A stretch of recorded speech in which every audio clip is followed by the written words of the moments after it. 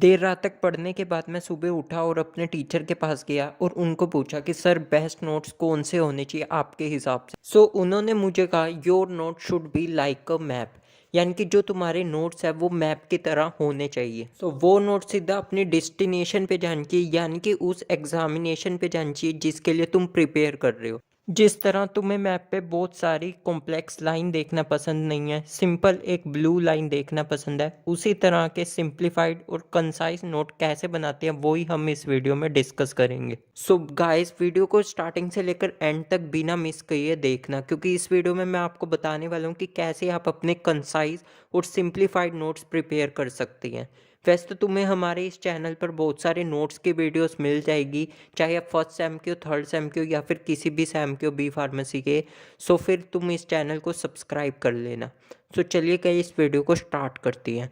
Notes बनाने के 7 step है जिसको तुमने फॉलो करना है।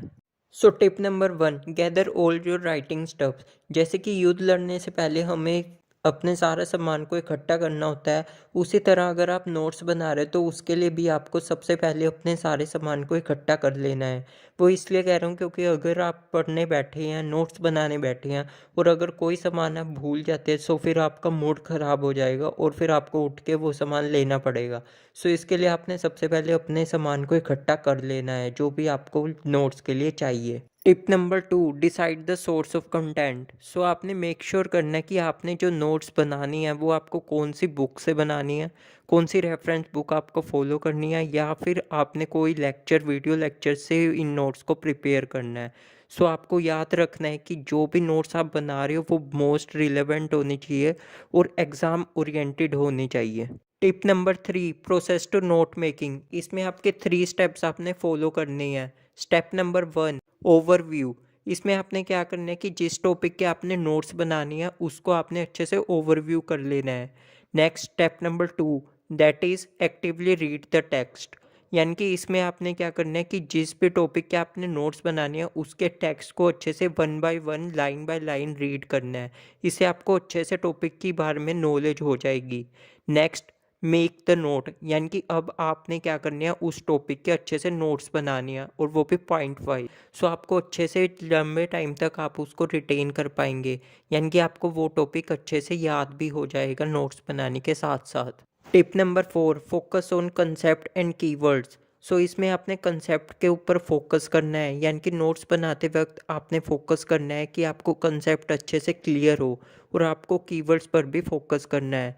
क्या आप जानते हैं आपकी बुक में सिर्फ 20% की जो वर्ड्स होती है वो इम्पोर्टेंट होती है, यानी कि जिनका अपना मीनिंग होता है, लेकिन जो बाकी टेक्स्ट होती हैं वो उस टेक्स्ट को एक्सप्लेन करते होती हैं।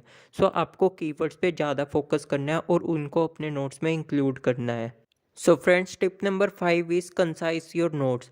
फ्रेंड्स, जो हमारे जो स्टूडेंट्स होते हैं नोट्स लिखते रहती हैं और पेजेस भरते रहते हैं, तो आपको ये गलती बिल्कुल नहीं करनी है, क्योंकि इससे क्या होता है आपको पढ़ने में भी मज़ा नहीं आता है। जैसे आप नोट्स बनाते हो उसके बाद आप पढ़ने में भी कंसंट्रेट नहीं कर पाते क्योंकि आपको वो चीज़ें समझ नहीं आती।